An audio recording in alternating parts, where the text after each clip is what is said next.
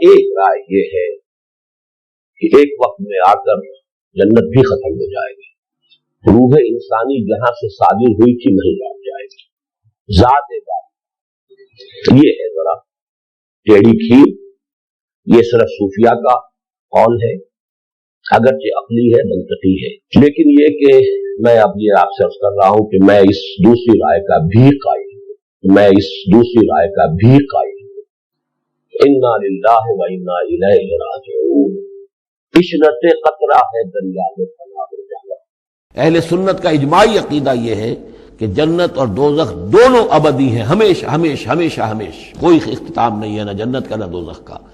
لیکن امام ابن تیمیہ رحمہ اللہ اور شیخ اکبر جو صوفیاء کے ہیں، شیخ ابن عربی، اگرچہ ان دونوں میں بڑی بود ہے بہت سی چیزوں کے اندر، اور امام ابن تیمیہ جو ہے وہ بہت ہی سخت تنقید کرتے ہیں اور سخت الفاظ استعمال کرتے ہیں شیخ ابن عربی کے لیے، محی الدین ابن عربی، لیکن یہ کہ اس معاملے میں ان دونوں کی رائے ایک ہے، اور وہ یہ ہے کہ جنت تو ابدی ہے، دوزخ ابدی نہیں ہے۔ ایک وقت آئے گا، چاہے وہ ارب سال کے بعد آئے، وہ ابد ہمارے اعتبار سے ابدی ہو، ہمارے اعتبار سے انفائنائٹی ہوگا، لیکن یہ کہ ایک وقت آئے گا کہ جہنم ختم ہو جائے گی، یہ ان کی رائے ہے، واللہ اعلم۔ یا جنت میں وائی فائی ہوگا، سب کچھ ہوگا بھائی، کسی آدمی کے وہم و گمان میں بھی وہ چیزیں نہیں گزری جو اللہ اسے جنت میں دے گا۔ بھیا سب کی اپنی اپنی چھوٹی چھوٹی خدائیاں ہوں گی، اب اس سے زیادہ کیا چاہیے؟ بھیا سب کی اپنی اپنی چھوٹی چھوٹی خدائیاں ہوں گی، اب اس سے زیادہ کیا چاہیے؟ بھیا سب کی اپنی اپنی چھوٹی چھوٹی خدائیاں ہوں گی، اب اس سے زیادہ کیا چاہیے؟ اپنی خدائی ہوگی نا، یہ ہو جائے یہ نہ ہو، اپنی خدائی ہوگی نا، یہ ہو جائے یہ نہ ہو، اپنی خدائی ہوگی نا، یہ ہو جائے یہ نہ ہو۔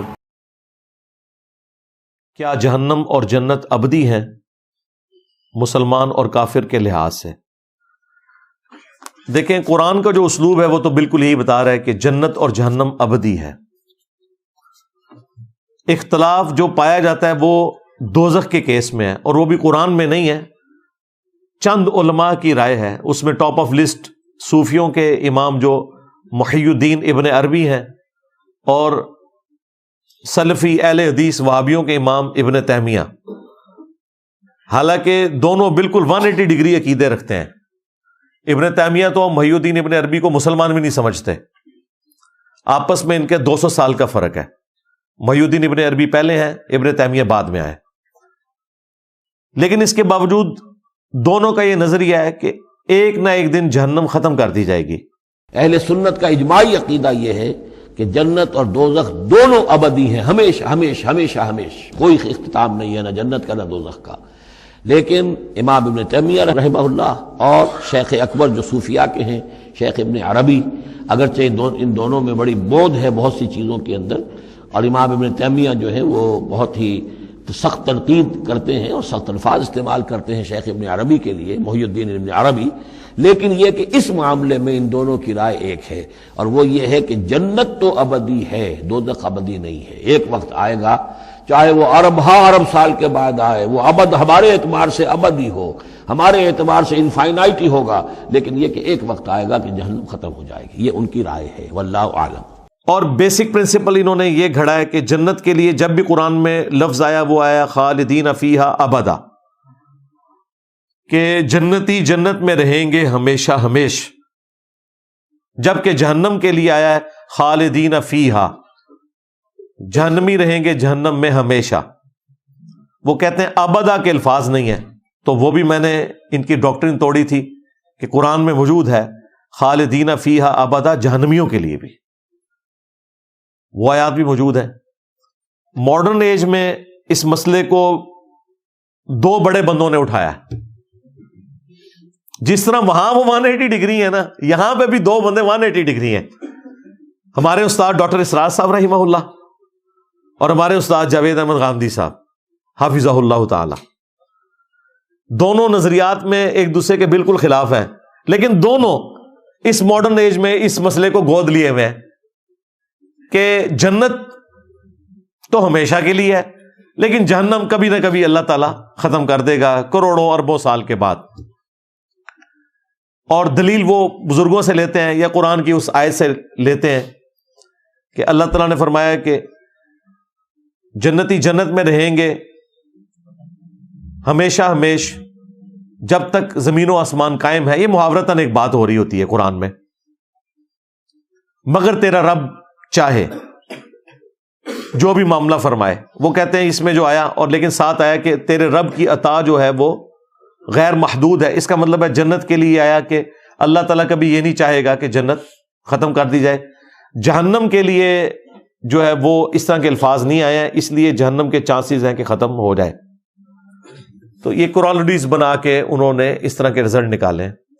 بل ایک بات جو ہے نا وہ غامدی صاحب کی بڑی وزنی ہے, اس عقیدے کے اعتبار سے نہیں, لیکن اس میں بیان کرتے ہوئے انہوں نے ایک بات بڑی زبردست کی تھی کہ جنت اللہ تعالیٰ کا وعدہ ہے جو اس نے پورا کرنا ہے اہل ایمان کے ساتھ, کیونکہ اللہ تعالیٰ اپنے وعدے کی خلاف ورزی نہیں کرتا. اور یہ بات قرآن میں بار بار اس لیے ریپیٹ ہوئی کہ دنیا میں ایسا ہو جاتا ہے کہ کسی شخص کو اس کی محنت کا پھل نہ ملے, تقدیر غالب آ جائے اور رزلٹ بالکل اپوزٹ آ جائے. آخرت میں ایسا نہیں ہوگا کہ دنیا میں کسی شخص نے صحیح عقیدہ رکھا, اچھے اعمال کیے اور رزلٹ اپوزٹ آ گیا. اگر ریاکاری کی, شرک کیا, وہ تو ظاہر دنیا میں ہی پتا ہے کہ اس کا کوئی اجر نہیں ملنا. اس لیے اللہ تعالیٰ آخرت کے بارے میں کہتا ہے کہ وہاں پر بیڈ لک نہیں ہوگی کسی کے ساتھ. دنیا میں بیڈ لک ہو سکتی ہے کیونکہ دنیا میں اللہ تعالیٰ نے قانون ابتلا رکھا ہوا ہے, یعنی آزمائش کے ساتھ جوڑا ہے. کسی کو دے کے اللہ آزماتا ہے, کسی سے لے کے. آخرت میں ایسا نہیں کرے گا کہ ہاں تو بڑا اچھا تھا دنیا میں, میں بڑا خوش ہوں لیکن جہنم میں تجھے پھینکتا ہوں. ایسا نہیں ہوگا. دنیا میں ہو سکتا ہے کہ ہاں بڑی تم نے اچھی محنت کی, تم ڈیزرو تھے, لیکن تم پہ میں یہ امتحان ڈالوں گا کہ اس دفعہ تمہارے ساتھ یہ ہو جائے گا, این پیپروں میں بیمار ہو جاؤ گے, ایکسیڈنٹ ہو جائے گا, پیپر رہ جائیں گے. یہ آزمائش ہوگی. اسی لیے اللہ تعالیٰ کو قرآن میں بار بار یہ اعلان کرنا پڑا کہ اللہ تعالیٰ اپنے وعدے کی خلاف ورزی نہیں کرتا, کہ کوئی شخص اس وسوسے کا شکار نہ ہو جائے کہ جس طرح دنیا میں بیڈ لک ہوئی تھی کہیں آخرت میں بھی نہ ہو جائے. آخرت کے معاملے میں بیڈ لک نہیں ہونی. جو شخص بھی اپنے رب کے ساتھ کمیٹڈ رہا ہے, آخرت کی ہمیشہ کی کامیابیاں اس کا مقدر ہونے والی ہیں انشاءاللہ تعالیٰ. یہ بات یاد رکھیے گا. بل غامدی صاحب نے اس کے ساتھ ایک چیز ایڈ کی کہ جنت تو اللہ کا وعدہ ہے لیکن جہنم اللہ کا وعدہ نہیں ہے, وہ اللہ کی وعید ہے. اگر اللہ تعالیٰ جنت نہیں دیتا نا تو وعدہ خلافی کرتا ہے. جو وعدہ خلافی کرتا ہے وہ خدا نہیں, اور جو خدا ہے وہ وعدہ خلافی نہیں کرتا. جو جھوٹ بولے وہ خدا نہیں, اور جو خدا ہے وہ جھوٹ نہیں بول سکتا. لیکن جہنم وعدہ نہیں ہے کہ جو یہ کرے گا میں اسے جہنم دوں گا انشاءاللہ, اس میں وہاں اس کا بڑا اکرام ہوگا, بلکہ وہ اللہ کی دھمکی اور وعید ہے. تو وہ تو اس کا اختیار ہے کہ ٹھیک ہے تو قابل تو اس کے تھا لیکن چل تجھے معاف کیا. اب اس میں تو اللہ کو کوئی نہیں پوچھ سکتا, نہ وعدہ خلاف کہہ سکتا ہے, کیونکہ وہ اپنے کسی وعدے سے پیچھے نہیں ہٹا. جو سزا دینی تھی وہ اس نے معاف کر دی. ہاں جو انعام دینا تھا اس سے اگر پیچھے ہٹتا ہے تو وعدہ خلافی کرتا ہے, وہ خدا نہیں رہتا پھر. اس لیے وہاں پہ تو ایسا نہیں ہوگا. لیکن یہ تو اس کا اختیار ہے نا. ہم تو یہ کہیں گے کہ اس کا تو یہ بھی اختیار ہے کہ وہ کسی کے لیے جنت یا جہنم کا فیصلہ کرے, لیکن اس میں اگر ہم اس لیول پہ آگے چلے گئے تو پھر اس میں عقیدہ کفر بھی شامل ہو جائے گا. یعنی اگر کوئی شخص یہ کہے کہ اللہ تعالیٰ چاہے تو موسیٰ علیہ السلام کو دوزخ میں اور فرعون کو جنت میں بھیج دے, نعوذ باللہ, تو یہ کلمات کفر ہے. اس کے لیے پتہ کیا بولا جائے گا, یہ محال ہے. اس میں یہ سوال بھی نہیں ہوگا کیا یہ اللہ کی قدرت سے باہر ہے. بھئی قدرت کا سوال ہی نہیں ہے. کوئی بھی نٹوریس چیز اللہ کی قدرت میں داخل ہی نہیں ہے. کیا اللہ کوئی ایسا پتھر بنا سکتا ہے جسے خود نہ اٹھا سکے؟ اب اس سوال کا آپ کیا جواب دیں گے؟ اس کا جواب ہے محال ہے. کیونکہ اگر آپ کہتے ہیں نا کہ ہاں وہ ایسا پتھر بنا سکتا ہے جسے خود نہ اٹھا سکے, تو ایک مسئلہ تو آپ نے حل کر دیا کہ اس نے پتھر بنا لیا. تو جو خدا پتھر ہی نہ اٹھا سکے وہ ان اللہ علی کل شیء قدیر کیسے ہوا؟ دوسرا مسئلہ پھنس جائے گا. تو یہ فلسفیانہ سوالات تھے. یہ جب معتزلہ کے زیر اثر خلیفہ مامون الرشید کے دور میں عباسیوں نے فلسفے کی کتابیں عربی میں ٹرانسلیٹ کی نا, اس وقت یہ بحثیں پھر شروع ہوئیں, عقلی بحثیں. تو پھر علم الکلام ایجاد کیا گیا کہ ان باتوں کے جواب آپ نے کیسے دینے ہیں. اس کے لیے دو ٹرمز ڈیوائز ہوئیں, محال اور مقدور. محال وہ چیزیں ہیں جو اللہ تعالیٰ کی قدرت میں داخل نہیں ہیں, اور اس میں قدرت کا نقص نہیں ہے, بلکہ وہ بائی ڈیفینیشن ہی چیزیں غلط ہیں. کیا اللہ اپنے ساتھ کا کوئی اور خدا پیدا کر سکتا ہے؟ اس کا جواب اگر آپ دیں گے ہاں, تو جب ایک اور خدا پیدا ہو گیا تو توحید کی نفی ہو گئی. پھر دوسری بات، جب وہ پیدا ہو گیا تو وہ تو خدا ہوئی نہ، وہ تو مخلوق ہے. خدا کی تو ڈیفینیشن ہے لم یلد ولم یولد. خدا تو پیدا نہیں ہوتا، وہ تو ہمیشہ سے ہے. اور اگر آپ کہیں کہ نہیں پیدا کر سکتا تو لوگ کہیں گے آپ نے قدرت کی نفی کر دی کہ اچھا یہ کام تو وہ نہیں کر سکتا. تو اس کا جواب یہ ہے یہ محال ہے، یہ بائی ڈیفینیشن ہی غلط ہے. اس کے اگینسٹ کچھ چیزیں ایسی ہیں جو مقدور ہیں، اگرچہ وہ اللہ نے کی نہیں ہوئی لیکن قدرت میں داخل ہے. مثلا کیا اللہ اس بات پر قادر ہے کہ زمین سے کوئی ایسی سیڑھی بنائے کہ ہم آسمان پہ چڑھ جائیں؟ ہم کہیں گے کہ ہاں اللہ تعالیٰ ایسی سیڑھی بنا سکتا ہے. اگلا سوال وہ کرے کہ وہ سیڑھی کی طرح، ہم کہیں گے بنائی نہیں ہے، لیکن بائی ڈیفینیشن ان اللہ علی کل شیء قدیر کے تحت وہ اس چیز کے اوپر قادر ہے. اگرچہ وہ کام ابھی اس نے نہیں کیا لیکن قدرت میں داخل ہے. کیا اللہ تعالیٰ اس بات کے اوپر قادر ہے کہ بغیر شادی کے کسی عورت کو اولاد دے دے؟ ہم کہیں گے بالکل یہ بات مقدور ہے. اگرچہ عیسیٰ ابن مریم کے سوا کوئی اگزامپل نہیں ہے اور نہ قیامت تک کوئی اگزامپل ہوگی، ورنہ میں بتا دی جاتی. لیکن مقدور ضرور ہے، چاہے تو وہ کر سکتا ہے. بانج عورت کو اولاد پاسبل نہیں ہے، لیکن کیا اللہ تعالیٰ دے سکتا ہے؟ ہم کہتے ہیں ہاں مقدور ضرور ہے، اس کی قدرت میں داخل ہے، لیکن ایسا کرے گا نہیں وہ، سوائے یہ کہ حضرت زکریا علیہ السلام کو یحییٰ علیہ السلام مل گئے. باقی عموماً یہ اللہ تعالیٰ کا طریقہ نہیں ہے. یا وہاں پہ حضرت سارہ کے لیے حضرت اسحاق پیدا ہو گئے، لیکن یہ چیز مقدور ضرور ہے، چاہے تو کر سکتا ہے، لیکن عموماً دنیا کا قانون اس کے ساتھ اللہ نے نہیں جوڑا ہوا. کیا اللہ تعالیٰ یہ کر سکتا ہے کہ کسی کو آگ میں پھینکا جائے اسے آگ نہ کھائے؟ ہم کہتے ہیں ایسا ہوتا نہیں ہے، لیکن یہ اس کی قدرت میں داخل ہے. ایک دفعہ اس نے کیا ہے ابراہیم علیہ السلام کے لیے. جنرل رول پھر بھی نہیں ہے وہ، یہ ذہن میں رکھیے گا. لیکن جنرل رول نہ ہونے کے باوجود محال نہیں ہے، مقدور ہے. اگرچہ وہ نہ کرے تب بھی مقدور ہے، یعنی قدرت میں داخل ہے کہ وہ ایسا کر سکتا ہے. بس یہ ٹوٹل جو ہے جی فلسفہ علم الکلام یہ ہے جو میں نے آپ کو بیان کر دیا، جو یہ کئی سال بیچارے پڑھتے رہتے ہیں. پھر بھی آپ ان سے جا کے آج بھی اپنے ویسے چیک کرنے سے اپنے مفتیوں پوچھنا محال اور مقدور کیا ہوتے ہیں. یہ لفظ بھی کئی مفتیوں نہیں یہ پتا ہوتے. وہ جو تخصص فی التفسیر، تخصص فی الفقہ، اس میں جو کوئی تخصص کو زیادہ کر جائے نا اس کو پتا ہوتا ہے. عام جو درس نظامی ہے نا اس میں یہ بحثیں نہیں پڑھائی جاتی. لیکن یہ ایسی بحثیں ہیں کہ جو کسی زمانے میں مسلمانوں کی ضرورت رہی ہے، کیونکہ اس وقت فلسفی مد مقابل آ گئے تھے تو ان کو سیٹسفائی کرنا تھا. پھر اس میں پھر غلوب بھی ہوا، اللہ تعالیٰ کی صفات کے بارے میں، ذات کے بارے میں، اسماء و صفات کے مسئلے نکلے. یہ جو آپ کو اہل حدیث اٹھاتے ہیں وہ یہ جہمیہ ہے جی، یہ مجسمہ ہے. استواء علی العرش کا کیا مسئلہ ہے؟ کیا اللہ تعالیٰ عرش کے اوپر بیٹھا ہوا ہے؟ عرش کی اور اللہ کی کیا نسبت ہے؟ اب یہ وہ ٹیکنیکل بحث ہیں جن کا جواب صرف ایک ہے، لیس کمثلہ شیء وہو السمیع البصیر. اللہ کی مثل ہو ہی کوئی نہیں سکتا، وہی سننے والا دیکھنے والا ہے. جب اس کی مثال بیان ہی نہیں ہو سکتی، لہٰذا یہ کوئی نہیں کہہ سکتا کہ اللہ اپنے عرش پہ ویسے ہے جیسے میں اپنی کرسی پہ ہوں. مثال آپ بیان نہیں نہ کر سکتے، کیونکہ میں تو مخلوق ہوں. مخلوق کی تو مثال ہو سکتی ہے، خالق کی مثال نہیں. قرآن میں ہے اللہ کی پنڈلی، اب اس سے کیا مراد ہے؟ وہ اللہ کے ساتھ خاص ہے. اللہ کی کرسی، اس سے کیا مراد ہے؟ وہ اللہ کے ساتھ خاص ہے. اللہ کی آنکھیں، اللہ کے ہاتھ، کیا ہم اس طرح مثال بیان کر سکتے ہیں؟ نعوذ باللہ نہیں. تو قرآن میں کیوں آیا؟ بخاری مسلم میں کیوں آیا؟ بھائی اس لیے آیا کہ انسان کو سمجھانے کے لیے ریزیمبلنس والی بات کرنی پڑتی ہے، اور اسی کو کہا جاتا ہے عربی زبان میں متشابہات. ریزیمبلنس والی چیزیں، ملتی جلتی چیزیں. جس طرح حوروں کے تصور کے لیے دنیا میں اللہ تعالیٰ نے عورت کی آزمائش رکھ دی، جنت کے پھلوں کے تصور کے لیے دنیا میں پھل رکھ دیے. لیکن اگر کوئی شخص یہ کہے کہ وہ جو جنت کے پھل ہیں وہ ویسے ہوں گے جس طرح ہمارے یہ والے پھل ہوتے ہیں، نہیں نہیں نہیں، جنت کی تو مثال بیان ہی نہیں کی جا سکتی، صرف اس لیے کہ یہاں پہ آپ کو ایک دھندلا سا تصور آئے. اور اسی کو اللہ تعالیٰ نے سورہ آل عمران کی آیت نمبر 7 میں بیان کیا ہے کہ قرآن کی آیات دو قسم کی ہیں. ایک وہ آیات ہیں جو محکمات ہیں اور وہ کتاب کی اصل ہیں.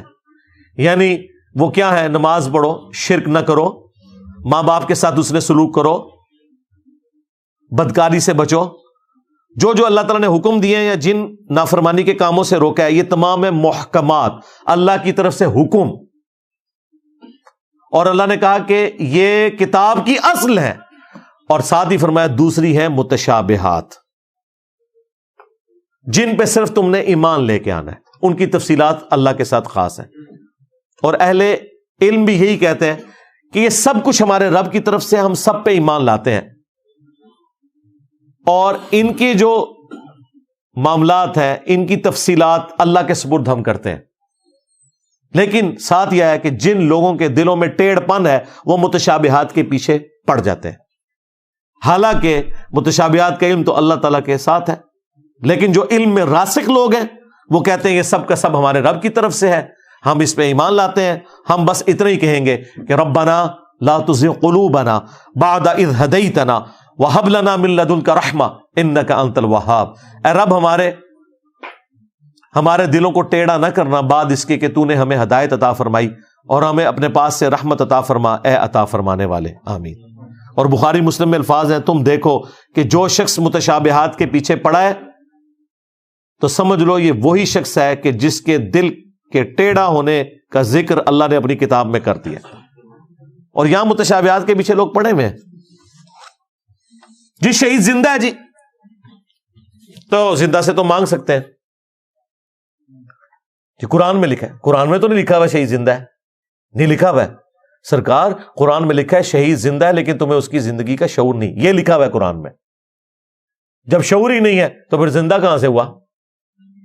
اس کا مطلب ہے یہ والا زندہ نہیں، وہ آخرت کی زندگی میں ہے. وہ بیسیکلی جہاد اور قتال کے لیے اللہ تعالیٰ ابھار رہا تھا کہ جو لوگ کہہ رہے ہیں نا یہ بھائی اگر جنگ میں نہ جاتے تو نہ قتل ہوتے، تو اللہ تعالیٰ فرما رہا ہے انہوں نے تو ہمیشہ کی زندگی حاصل کر لی آخرت کی، لہٰذا جو لوگ اللہ کی راہ میں مارے جائیں انہیں مردہ نہ کہو، وہ اللہ کے حضور زندہ ہے، اللہ انہیں رزق بھی دیتا ہے. یہ مطلب نہیں کہ دنیا میں زندہ ہے، ورنہ نبی علیہ السلام غزوہ احد کے موقع پہ جو امیر حمزہ شہید ہو گئے تھے، خیبر کے موقع پہ امیر حمزہ کو ہی بلا لیتے، قبر سے نکال کے ساتھ لے جاتے. اور اس سے بڑی پھکی یہ ہے کہ اگر شہید زندہ ہے تو شہید کی بیوی مرنے کے بعد عدت پورا ہو کے اگلا نکاح کیوں کر لیتی ہے؟ اگر وہ نکاح کر رہی ہے تو بدکار عورت ہے پھر وہ، کیونکہ اس کا خاوند تو زندہ ہے. نہیں وہ اور زندہ ہے. ہاں داڑھ تھلے آئے ہو نا میرے. اسما بنت امیس حضرت علی کے بھائی جعفر طیار کی بیوی تھی، غزوہ موتا میں شہید ہوئے. عدت پوری ہوئی تو حضرت ابوبکر نے نکاح کیا، ان سے محمد بن ابی بکر پیدا ہوئے. حضرت ابوبکر فوت ہو گئے تو اسی اسما بنت امیس کے ساتھ حضرت علی نے نکاح کیا اور محمد بن ابی بکر کی پرورش بھی کی اور عبداللہ بن جعفر کی بھی، اپنے بھتیجے کی بھی پرورش کی. یہ دو بیٹے ایسے ہیں جو حضرت علی کے اس عورت کے پہلے خاوندوں سے، لیکن پرورش حضرت علی نے کی ہے. اور عبداللہ بن جعفر کو تو اپنی بیٹی زینب بھی دے دی جو کربلا میں ساتھ تھی امام حسین کے. ان کے دو بیٹے بھی اون اور محمد شہید ہوئے اور زینب نے دربار یزید میں خطبہ بھی دیا. تو شہید زندہ ہے لیکن آخرت کی زندگی کے ساتھ. اس لیے یہ جو اس طرح کے جو بحثیں آتی ہیں نا تو اس میں تھوڑی احتیاط کریں. اگلے دن ہمارے لائیو سیشن میں بھی ایک بھائی نے ڈاکٹر سرار صاحب کی کوئی پرانی ویڈیو نکال کے نا کوئی 30-35 سال پرانی، جب وہ چاک کے ساتھ بلیک بورڈ کے اوپر پڑھا رہے تھے، وہاں سے وہ انہوں نے کہیں وہ دیکھ لی تھی، وہ نکال کے جی ہمیں بھیج دی کہ جی یہ ڈاکٹر سرار صاحب تو اس میں یہ کہہ رہے ہیں کہ جی جنت بھی ختم ہو جائے گی.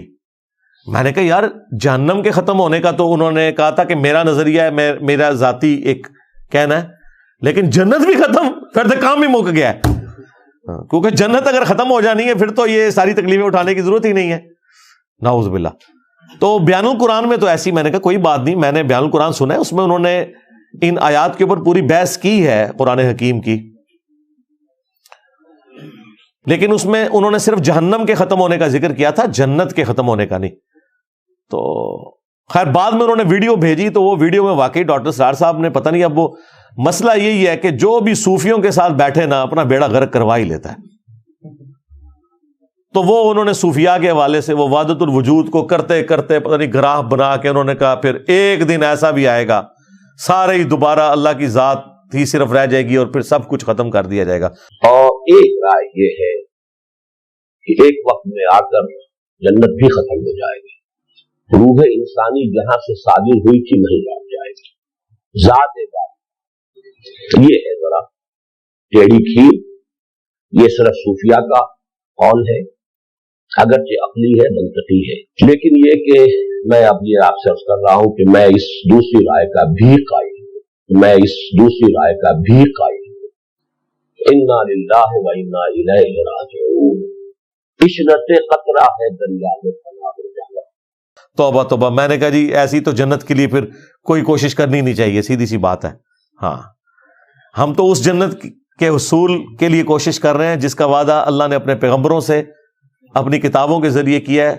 ہاں جی, جو کبھی ختم نہیں ہوگی, جس کی نعمتوں کو کبھی زوال نہیں آئے گا, جہاں موت نہیں ہوگی, جہاں پہ کوئی بدحالی نہیں ہوگی, جہاں انسان کبھی بوڑھا نہیں ہوگا, کبھی غمگین نہیں ہوگا, اور سب سے بڑھ کر اس کا رب کبھی بھی اس سے ناراض نہیں ہوگا اور اسے اپنا دیدار عطا کرے گا. اللہم اجعلنا منہم مع النبیین والصدیقین والشہداء والصالحین. تو اگر ڈاکٹر اسرار صاحب نے اس سے توبہ نہیں کی, ان کا اور اللہ کا معاملہ ہے. میں ان ڈاکٹر اسرار صاحب کی بات نہیں کر رہا, یہ جو ڈمی میوزیم سے آئے ہیں, یہ ڈمی میوزیم والے بھی ڈاکٹر اسرار صاحب ان کو دکھا دیں. ڈاکٹر صاحب ایسا سامنے بھیج دو. میں اوریجنل والے ڈاکٹر اسرار صاحب کی بات کر رہا ہوں. میرا حسن ظن ہے کہ وہ توبہ کر کے دنیا سے گئے ہوں گے. بہرحال اگر آپ فی نفسی عقیدے کی بات کریں, میں ہمیشہ شخصیات پہ فتوے نہیں لگاتا, صرف عقیدوں پہ, عبارتوں پہ لگاتا ہوں. یہ عقیدہ ڈنکے کی چوٹ کے اوپر گمراہی پر مبنی نہیں, صرف کفریہ عقیدہ ہے کہ اگر کسی کا یہ عقیدہ ہے کہ جنت بھی ایک نہ ایک دن ختم کر دی جائے گی, ہاں استغفر اللہ واتوب الیہ, یہ پورے قرآن کے اسلوب کے خلاف ہے. یہ جرت تو محی الدین ابن عربی نے نہیں کی, یہ جرت تو ابن تیمیہ نے نہیں کی. انہوں نے آدھی جرت کی کہ جی دوزخ ختم ہو جائے گی, لیکن جنت ختم ہونے کا ذکر تو انہوں نے بھی نہیں کیا. ایون غامدی صاحب نے جرت نہیں کی, انہوں نے بھی مانا کہ جنت ختم نہیں ہوگی, البتہ جہنم کے ختم ہونے کے چانسز ہیں. لیکن یہ جنت ڈاکٹر صاحب ساڑھی جنت بھی ختم کرو ہوئے سن, اور ڈاکٹر صاحب کا قصور نہیں ہے. جو بھی صوفیوں کے ساتھ لگے, صوفی بیڑا غرق کرواتے ہیں, کیونکہ یہ بیٹھ کے ضرب تقسیمیں لگاتے ہیں. ان کا جو سورس آف نالج ہے وہ قرآن و سنت نہیں ہوتا. یہ اللہ کی محبت میں بھی غلوف کرتے ہیں, یہ یاد رکھیے گا. صرف نبیوں کی محبت میں غلوف کرنا حرام, شرک یا کفر نہیں ہے, اللہ کی محبت میں غلوف کرنا بھی کفر ہے. کیونکہ پھر آپ اللہ کے ساتھ وہ صفات منسوب کر دیں گے جو اس کی ہے ہی نہیں ہے. مجھے بتائیں, جنہوں نے وحدت الوجود کا یہ نظریہ دیا, یہ پوری کائنات اللہ کے وجود کا حصہ ہے, تو کیا یہ اللہ کی نفرت میں انہوں نے کہا یا اللہ کی محبت میں؟ اللہ کی محبت میں. انہوں نے کہا ہم مان ہی نہیں سکتے اللہ کے سوا کوئی وجود ہے. تو اس کا الٹیمیٹ نتیجہ یہ تھا کہ انسان بھی رب ہے, ہاں درخت بھی رب ہے, گھوڑا بھی رب ہے, اسی کے جز کے ٹکڑے ہیں یہ سارے. یہی پینتھیزم کا عقیدہ ہندوؤں کے ہاں بھی آیا, ہماؤست, اور وحدت الوجود کی بگڑی بھی شکل یہاں پہ بھی آئی. اگرچہ بعض صوفیاء اس کی تعویل کرتے ہیں جی ہم یہ والا وحدت الوجود مراد نہیں رہتے. اور یہی ڈاکٹر اسرار صاحب سے بھی مس ہینڈلنگ ہوئی وحدت الوجود کے مسئلے میں. پھر جب میری ان سے ملاقات ہوئی 2008 میں, تو انہوں نے کلیئر کٹ مجھے کہا کہ میں صوفیاء والے وحدت الوجود کو بالکل کفر شرک سمجھتا ہوں.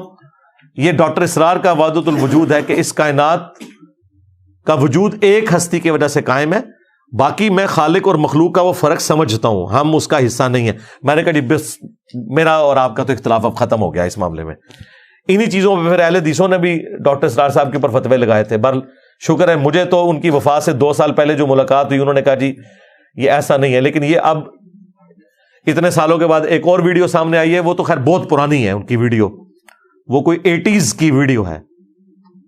تو ہو سکتا ہے وہ ان کی اس ایج کی ہے جب وہ لرن کر رہے تھے چیزیں, اور آہستہ آہستہ جب انہوں نے سیکھ لی تو پھر انہیں پتہ چل گیا ہوگا کہ یہ بالکل فراڈ کے اوپر مبنی ہے. اس لیے آپ دیکھیں کسی بھی شخصیت کو آپ نے اتھارٹی نہیں ماننا. اتھارٹی اللہ اور اس کے محبوب صلی اللہ علیہ وآلہ وسلم کی مبارک ذات ہے, بالکل یہ ذہن میں رکھیے گا. باقی کو بڑے سے بڑا بزرگ ہو, اسکالر ہو, عالم ہو, امام ہو، مجتہد ہو، ایون کوئی صحابی بھی ہو، وہ اس کی ذاتی رائے ہو سکتی ہے کسی معاملے میں. اب یہاں پہ بھی میں کئی ایک مثالیں دے سکتا ہوں بڑوں سے بھی، لیکن فائنل اتھارٹی قرآن و سنت کو آپ نے ماننا ہے. بالکل یہ کلیئر کٹ ہے. یہ چونکہ آپ کا سوال آیا تھا لہذا میرے پہ کیفیت طاری ہوئی تو میں نے یہ سارا کا سارا اس میں بیان کر دیا کہ قرآن و سنت کے نظریے میں تو نہ جہنم نے ختم ہونا ہے نہ جنت نے ختم ہونا ہے. باقی یہ اللہ کے معاملات ہیں. جہنم یعنی دوزخ وہ اس کی وعید ہے، وہ چاہے تو ختم بھی کر دے، اس سے اس کی صفت عدل چیلنج نہیں ہوگی. لیکن اگر وہ جنت کو ختم کرتا ہے پھر صفت عدل بھی چیلنج ہو گئی، پھر اس کی وعدہ خلافی والا معاملہ بھی ہو گیا، پھر تو قرآن کتابوں کا مقدمہ یہ سارے کا سارا ختم ہو گیا. سیدھی سی بات ہے. تو ایسا عقیدہ تو بالکل رکھنا کفر کے اوپر مبنی ہے. گمراہی نہیں ہے یہ جناب، کفر کے اوپر مبنی ہے. یہ ذہن میں رکھیے گا، گمراہی بہت چھوٹا ورڈ ہے، ایٹ لیسٹ کفر ہے اور قرآن کے خلاف ہے. باقی یہ جو بعض لوگ سوال پوچھتے ہیں کہ یہ کیسے ہو سکتا ہے کہ 60 سال کے شرک کی سزا ہمیشہ کی جہنم ہو. جی ہونا چاہیے. یہ 60 سال کے عوض نہیں ہے سزا، اس جرم کی انٹینسٹی کے عوض ہے. شرک اتنا بڑا جرم ہے کہ اگر بغیر توبہ کیے بندہ مر جائے اور وہ جرم اس نے ایک دن کے لیے بھی کیا ہے، اس کی سزا ہمیشہ کی جہنم ہی بنتی ہے، کیونکہ جرم بہت بڑا ہے. باقی یہ جو ہم سوچتے ہیں نا کہ کہیں ظلم تو نہیں لازم آ رہا، اللہ کی صفت عدل تو چیلنج نہیں ہو رہی، یہ اللہ کو پتا ہے کہ اس شخص کو اللہ نے کیا حالات و واقعات دیے تھے اور وہ مکاری کرتا رہا، اس نے حق قبول نہیں کیا. یہ ذہن میں رکھیے گا. بعض اوقات لوگ کہہ رہے ہوتے ہیں اتنے بڑے بڑے علماء نے سمجھ نہیں، اور سمجھ آ رہی ہوتی ہے. کتنے پولیٹیشنز ہیں جب اپنی جماعتیں چھوڑتے ہیں تو بعد میں بالکل 180 ڈگری باتیں کر رہے ہوتے ہیں، اس کا مطلب ہے انہیں سمجھ آ رہی ہوتی ہے. آج دیکھیں وہ سارے صحافی جو اس زمانے میں یہ کہا کرتے تھے کہ جی اس زمانے میں 2018 میں ہم لوگ الیکشن جیت کے آئے ہیں، آج وہ بھی مان رہے ہیں نہیں جی اس وقت اسٹیبلشمنٹ نے ہمیں جتایا تھا، اب اسٹیبلشمنٹ دوسری پارٹی کو جتا رہی ہے. لو جی اجماع امت ہو گیا جی، ہو گیا نا. اس وقت نہیں تھے مانتے، مان گئے نا اب. تو وقت کے ساتھ انسان مان جاتا ہے ان چیزوں کو. تو اس کا مطلب ہے اس وقت بھی انہیں سمجھ تھی کہ یہ کیا ہو رہا ہے، جان بوجھ کے مکرے بنے ہوئے تھے. چلیں یہ تو دنیا کا معاملہ ہے. آخرت کے بارے میں جو کوئی مکرا بن گیا اور آپ کو بڑا ترس آ رہا ہے کہ اس بیچارے کو سمجھ نہیں آئی اس لیے یہ کر رہا ہے، وہ اللہ کو پتا ہے یہ مکرا بنا ہوا ہے، سمجھ آ رہی ہے. یہ آپ نے حساب نہیں لینا، اللہ نے لینا ہے. اور یہ اللہ تعالیٰ کا وعدہ ہے کہ انسان کو اس وقت تک موت نہیں دے گا جب تک کہ حق اسے دکھا نہ دے. ذہن میں رکھیے گا یہ اللہ نے اپنے ذمہ کرم پہ لیا ہے. اس کے لیے ضروری نہیں کہ 100 سال کی زندگی ہو، کسی کو 20 سال میں بھی وہ حق دکھایا جا سکتا ہے جو دوسرے کو 60ویں سال میں جا کے دکھایا جائے. وہ 60 سال تک زندہ رہے گا وہ حق دیکھنے کے لیے. یہ اللہ نے اپنے ذمہ لیا ہوا ہے کہ میں نے حق دکھانا ہے، لہذا ترس نہ کھائیں اس حوالے سے اور اس کے لیے آپ دین کو بدل دیں کہ یہ کیسے ہو سکتا ہے.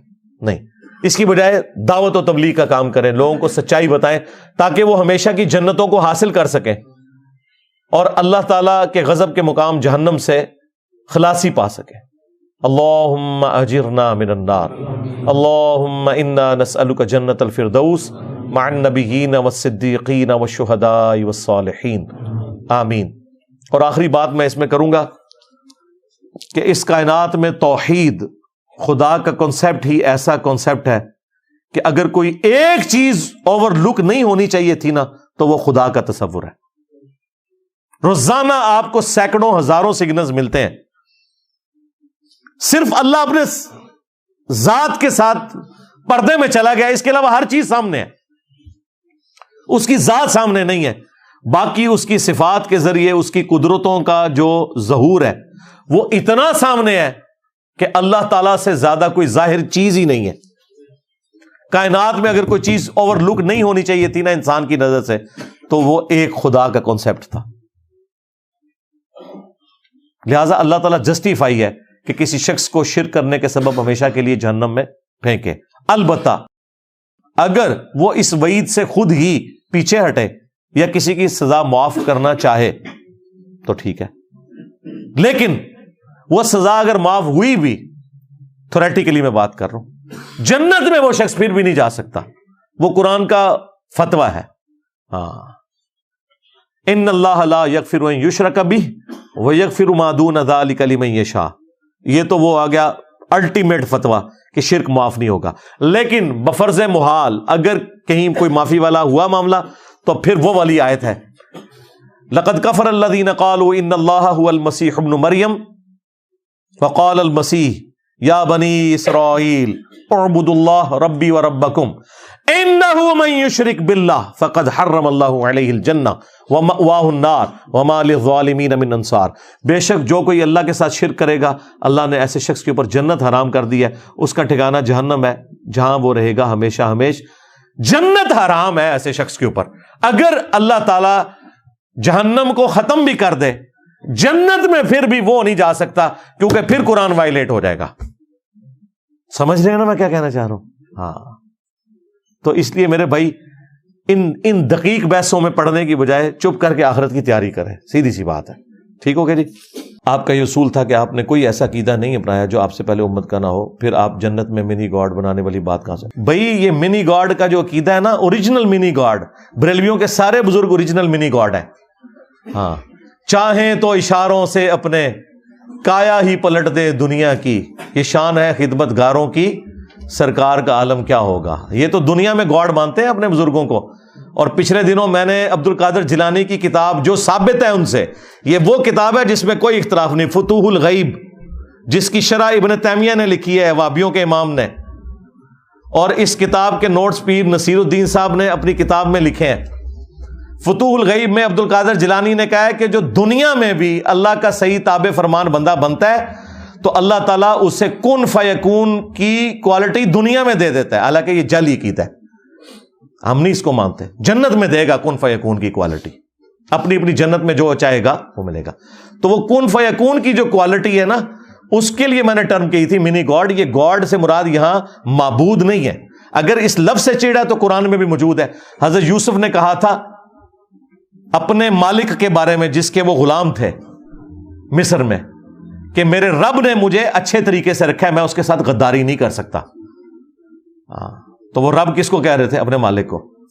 फिर वो जो दो ख्वाबों की ताबीर बताई थी, कहा था तुम में से एक अपने रब को शराब पिलाएगा। रब का लफ्ज है, तो अरबी जुबान में रब अल्लाह के लिए भी इस्तेमाल होता है। बड़ा रब वो है, छोटे रब हमारे मां बाप भी हैं।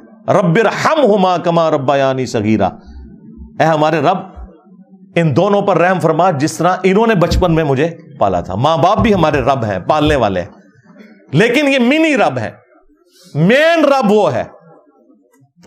लेकिन ये रब माबूद के मानों में नहीं है, माबूद एक ही है। और ये जो मिनी गॉड की जब मैंने बात की थी, मैंने उस वक्त भी कहा था खालिक और मखलूक का फर्क। जब मखलूक हो गया तो फिर रब तो ना रहा वो वाला। अगर कोई कहे कि ये वो गॉड है जो माबूद है और दूसरा ये मखलूक है, तो मखलूक के लिए अगर गॉड का लफ्ज कोई बोल रहा है मिनी गॉड के तौर पे, तो ये समझाने के लिए। और ये देखें मुफ्ती सईद साहब जिन्होंने इमरान खान साहब के निकाह पढ़ाए हैं 3 दफा, उन्होंने तो बकायदा वीडियो में कहा है, जब किसी ने कहा जन्नत में वाईफाई होगा, हाँ, तो उन्होंने कहा हाँ भाई जन्नत में तो सबकी छोटी छोटी अपनी अपनी खुदाइयां होंगी, अब इससे ज्यादा क्या बताऊं मैं। या जन्नत में वाईफाई होगा, सब कुछ होगा भाई। किसी आदमी के वहमो गुमान में भी वो चीज़ें नहीं गुजरी जो अल्लाह उसे जन्नत में देगा। भैया सबकी अपनी अपनी छोटी छोटी खुदाइयाँ होंगी, अब इससे ज़्यादा क्या चाहिए। भैया सबकी अपनी अपनी छोटी छोटी खुदाइयाँ होंगी, अब इससे ज़्यादा क्या चाहिए। भैया सबकी अपनी अपनी छोटी छोटी खुदाइयाँ होंगी, अब इससे ज़्यादा क्या चाहिए। अपनी खुदाई होगी ना, ये हो जाए ये ना हो, अपनी खुदाई होगी ना, ये हो जाए ये ना हो, अपनी खुदाई होगी ना, ये हो जाए ये ना हो। हाँ, अब वो क्लिप हमारे स्टूडेंट्स की आंखों से फिर छुप नहीं सका, आ गया।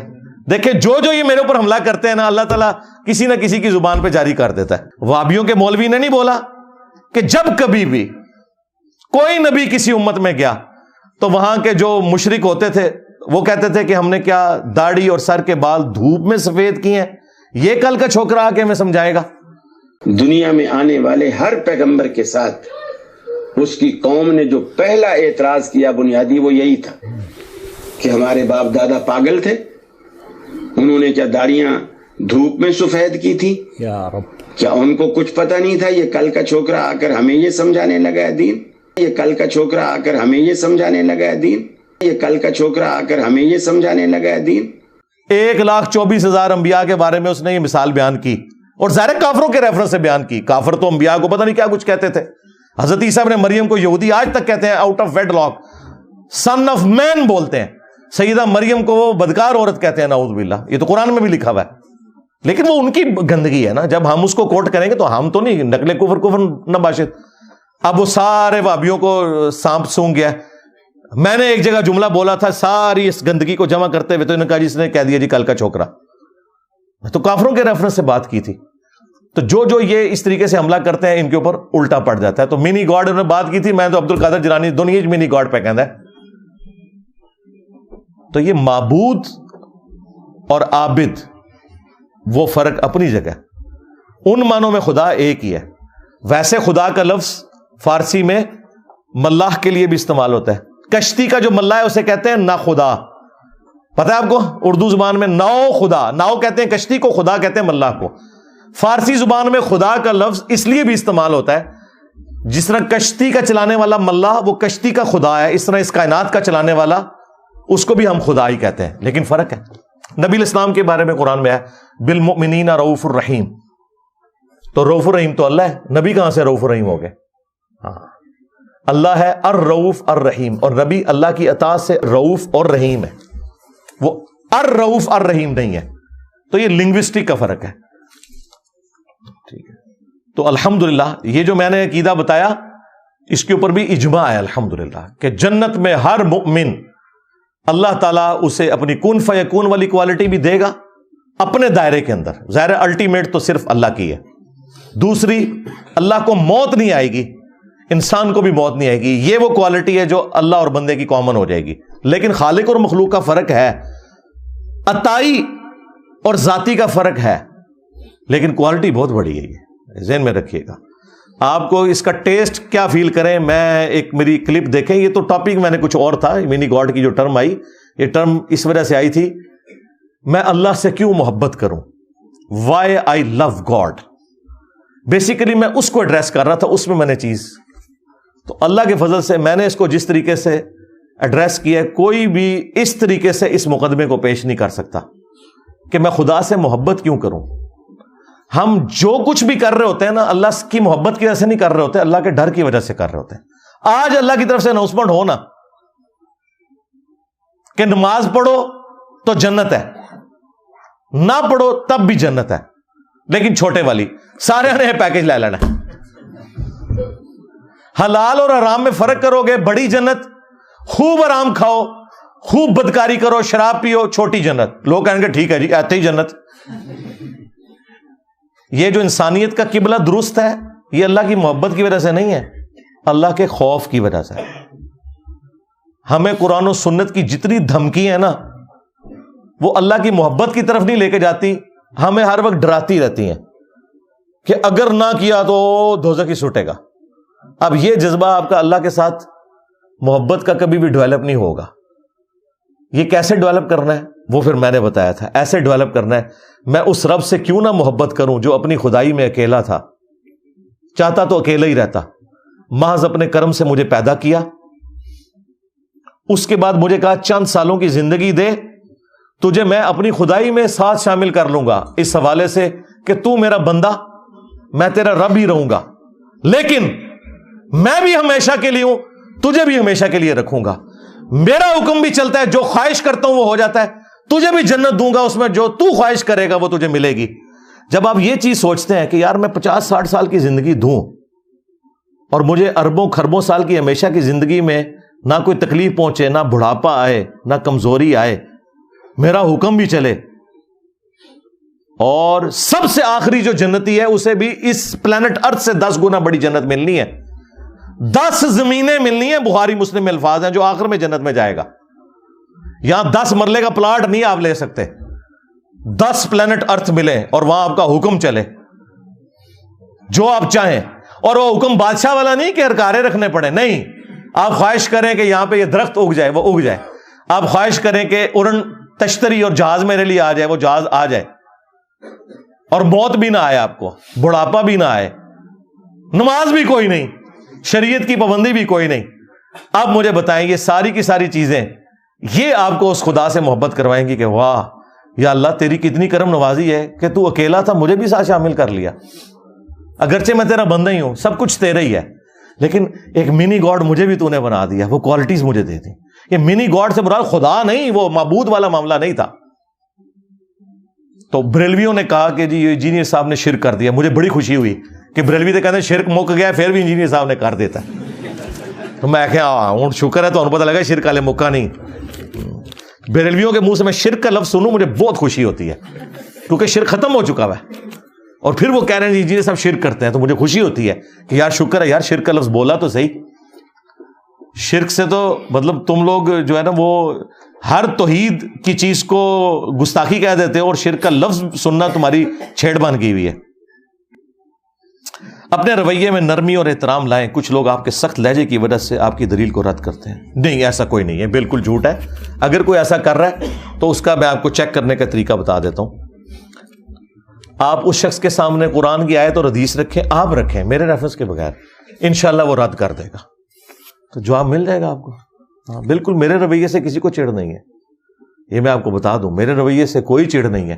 غصہ ان کو دلائل سے ہے، ہاں میں جس پیشن سے بیان کرتا ہوں اس سے غصہ ان کو اس لیے آتا ہے کہ یہ جتنے پیشن سے بولتا ہے نا، 2-4 بندے ہمارے پھڑکا دے گا یہ، اور وہ فرقے کو ہمارے چھوڑ دیں گے، اس چیز کی ان کو پیڑ ہے، انداز کی بالکل نہیں ہے۔ میں کہتا ہوں میں نے تو یہ کر لیا، آپ اس سے بہتر انداز میں خود کریں، مجھے مشورہ دیا میں نے مان لیا۔ آپ طارق جمیل صاحب کو جا کے ملیں، انہیں کہیں کہ چشتی رسول اللہ کے اوپر آپ اپنی میٹھی سی زبان سے ایک لیکچر ریکارڈ کرائیں، اور تھانوی رسول اللہ کا رد کریں، اور ٹائم قیامت تک جائے ایک کرا کے دسو، تو آپ خود کریں۔ میری تو الحمدللہ زبان اس پلانٹ ارتھ پہ مجھ سے نرم بندہ ہی کوئی نہیں، جس کے سینے میں اتنے زخم ہو کہ اس امت کا جنازہ ان لوگوں نے نکال دیا ہے، تو وہ اپنی زبان سے قرآن و سنت کے دلائل کی روشنی میں سختی سے بیان نہ کریں۔ میں نے تو اعلیٰ حضرت کی طرح یہ نہیں کہا کہ دیوبندیوں کے کفر میں شک کرنے والا بھی کافر، اور یہ 1,00,000 دفعہ بھی اللہ کا نام لے ان کا ذبیحہ مردار ہی رہے گا، میں تو کبھی نہیں کہا۔ میں کہتا ہوں دیوبندیوں کے پیچھے نماز پڑھیں، ہمارے بھائی ہیں، صرف ان کی اصلاح کی کوشش کریں۔ بریلویوں کے پیچھے نماز پڑھیں، ان کی اصلاح کی کوشش کریں۔ میں نے کبھی نہیں کہا وہ ابھی سوراں دے سور، کہنا انہاں بڑے دے اخلاص منگو تو بڑے بڑے لوگ ان گداواں نو خیر پا ہی دیں گے۔ چلو جی چلیے، او بھابیاں دی اذان اے تے کڑا دے اے تے سور دے سور چلو چلیے۔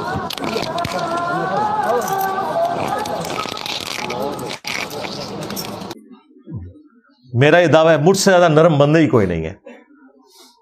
ہاں جو میرے والا کام نہیں کر رہا اور وہ نرم ہے، تو وہ بندے کا تو اس معاملے سے لینا دینا ہی نہیں ہے۔ یہ اسی طریقے سے ہے کہ کوئی شخص کہے کہ علی بھائی آپ جب کرکٹ کھیلتے ہیں نا تو اتنا بڑا آپ نے بلہ اٹھایا ہوتا ہے، یہ گاف والی چھڑی سے آپ کرکٹ کھیلا کریں، اور میں کہوں گا بھائی اس سے کرکٹ نہیں کھیلی جا سکتی، کرکٹ بلے سے ہی کھیلی جائے گی، اور کرکٹ کا بال اور ہے، گولف کا بال اور۔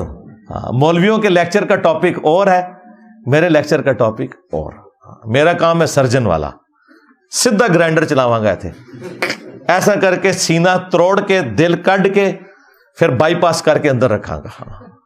ہومیوپیتھک دوائی میں نہیں دے سکتا، مہربانی کرو۔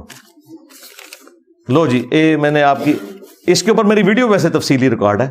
انجینئر کی زبان بہت سخت ہے، وہ آپ ویڈیو دیکھ لیں انشاءاللہ تعالی۔ انجینئر کی زبان بہت نرم ہے ماشاءاللہ۔ ایلو جی تہاڈا پورا تھدا میں مکا دیتا ہے، گرچہ مجھے یہ آلموسٹ کتنے گھنٹے لگے جی؟ 4 گھنٹے۔ اوئے ہوئے ہوئے ہوئے ہوئے ہوئے۔ اب 4 گھنٹوں کے بعد آپ نے کیا مجھ سے لینا؟ کدھر گئے ہو بھائی؟ آپ کو نہیں کہا، چلے اللہم انی اسألک بانک انت اللہ لا الہ الا انت الاحد الصمد الذی لم یلد ولم یولد ولم یکن لہ کفوا احد۔ اللہم صلی علی محمد وعلی آل محمد۔ ربنا آتنا فی الدنیا حسنہ وفی الآخرۃ حسنۃ وقنا عذاب النار۔ ربنا آتنا من لدنک رحمہ وهيئ لنا من امرنا رشدا لا اله الا انت سبحانك اني كنت من الظالمين۔ اللهم اغفر لحينا وميتنا وشاهدنا وغائبنا وصغيرنا وكبيرنا وذكرنا وانثانا۔ اللهم من احييته منا فاحيه على الاسلام ومن توفیتہ منا فتوفہ علی الایمان۔ اے اللہ جن جن بھلائیوں کا سوال تیرے محبوب صلی اللہ علیہ وآلہ وسلم نے تجھ سے کیا، ہمارے حق میں، ہمارے ماں باپ کے حق میں، ہمارے بیوی بچوں کے حق میں، پوری امت کے حق میں قبول و منظور فرما۔ جن جن چیزوں کے شر سے تیرے محبوب علیہ السلام نے تیری پناہ طلب کی، تمام مسلمانوں کو ان چیزوں کے شر سے اپنی پناہ عطا فرما۔ بالخصوص فلسطین کے مسلمان، کشمیر کے، چائنا کے، انڈیا کے، افغانستان کے، یمن، عراق، شام، پاکستان، جہاں کئی مسلمان کس پرسی کی زندگی گزار رہے ہیں، غیب سے ان کی عزت، آبرو، جان و مال کی حفاظت فرما۔ اے اللہ ہمیں کتاب و سنت کی تعلیمات پر عمل کر کے دوسرے بھائیوں تک پہنچانے کی توفیق عطا فرما۔ اے اللہ جو مسلمان فوت ہو چکے ان کی مغفرت فرما، جو زندہ ہیں قبر و آخرت کی تیاری کرنے کی توفیق عطا فرما، جو بیمار ہیں انہیں شفاء کلی عطا فرما۔ حاضرین کے دلوں میں جو نیک اور جائز دعائیں ہیں قبول فرما۔ تمام مسلمانوں کی تمام دینی، دنیاوی، جسمانی، روحانی، ظاہری، باطنی پریشانیاں، تکلیف، مصیبتیں، دکھ تر، بیماریاں، دشواریاں دور فرما۔ اے اللہ ہمارے ملک پاکستان کی خیر فرما، پورے عالم اسلام کی خیر فرما، عالم اسلام کو اندرونی اور بیرونی خطرات سے محفوظ فرما۔